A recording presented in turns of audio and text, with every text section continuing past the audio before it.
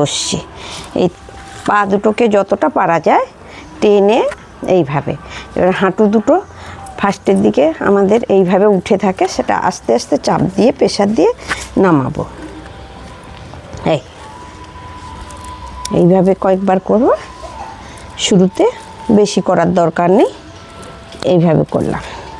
দিয়ে এই পা দুটো ধুলে প্রজাপতির পাখার মতন দুলাবো।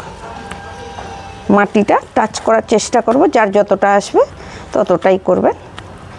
এইভাবে করার পরে এইভাবে মাথাটাকে নিচের দিকে নামাবো।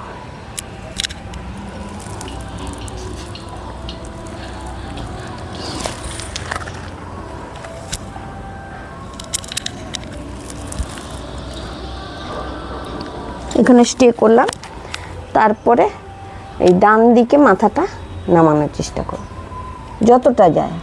আমার এই অবধি গেছে, আমি এই অবধি স্টে করে থাকব 30 সেকেন্ড।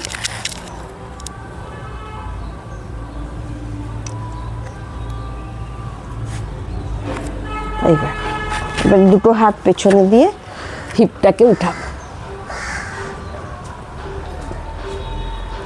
তারপর সাইড করে এই হিপ উঠালাম, হাতটাকে এই স্ট্রেচিং হলো বেশ।